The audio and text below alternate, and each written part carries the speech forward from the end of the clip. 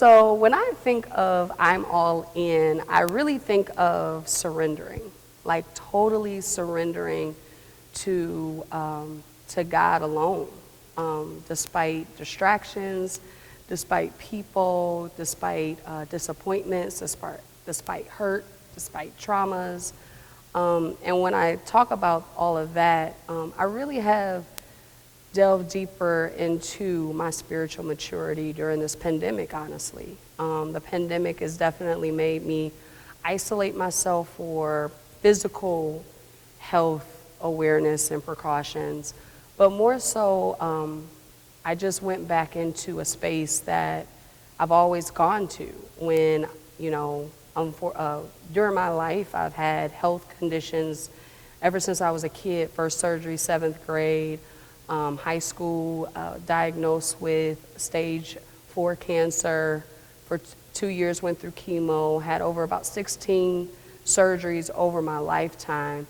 And right now in this pandemic, when people were so uncertain about what was going to happen or what's to come, I went to the source that anytime I felt uncertain of the future or fearful of what's going on, I went to God alone. And because I live by myself, because I don't have children yet, I went to God alone and me and him and just delve deeper into that because I know that to be my safe place.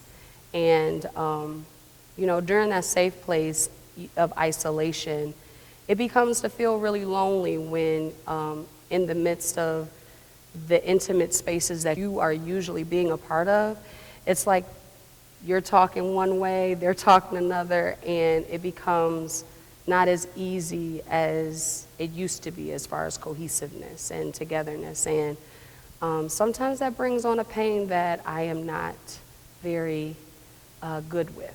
I have survived chronic pain over 15 years, but the pain of, isolation and family and friends not being as safe or those spaces that you go to for that comfort has been very hurtful.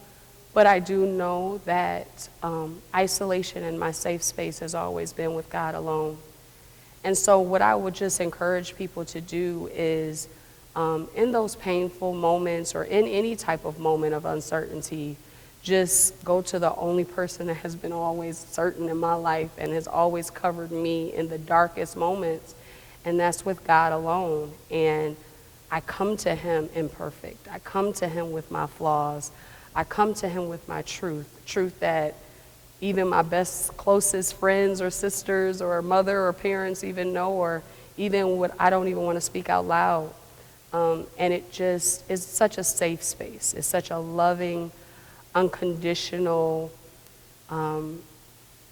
caring, non-judgmental, just a really safe, secure space. And so as I speak this out loud today, I'm always going to remind myself too in those dark moments or in those, insecure moments or in those I don't know what it's going to look like moments, but I do hope it's going to get better. I just go to him. I ask God to expand my territory with like-minded and like-hearted individuals or energies. And sure enough, there's times that an angel, a perfect stranger, or a text may come through, or a call may come through when I need it. And I've been saying this till I'm blue in the face throughout this whole thing. God gives you what you need and maybe not what you want all the time.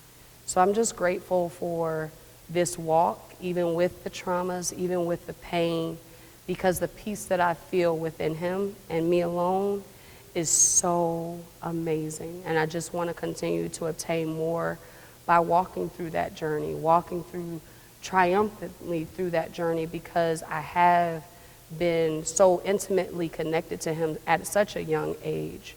So my progression right now is in a different chapter for me and others that love me and know that I am elevating in my spiritual maturity, but also my mental maturity. Mental and spiritual health combined for me has been my peace and has been my heartache at times, and my awarenesses and my truth being revealed to not only other people but myself has been really at times very difficult and painful and lonely, but God and the people and the things and the people and the texts and the calls and the confirmations and the prayers over my life for from individuals, imperfect individuals, praying for this imperfect soul has been so comforting and so much peace.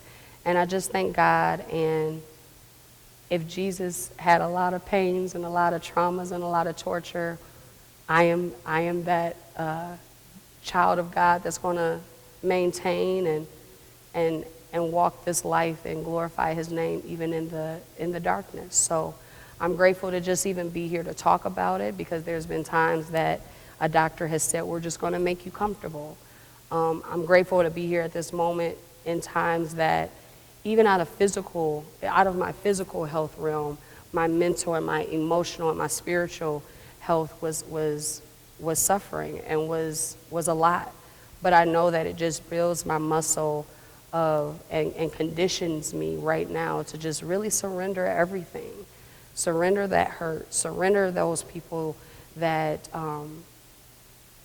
disappoint me, that hurt me. Hurt people. So I know 1 Corinthians is my favorite book of the Bible.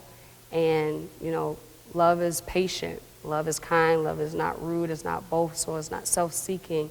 But when it's there, it's going to always persevere. And right now I'm in a chapter of self-love, because we have to be the reflection of what we want.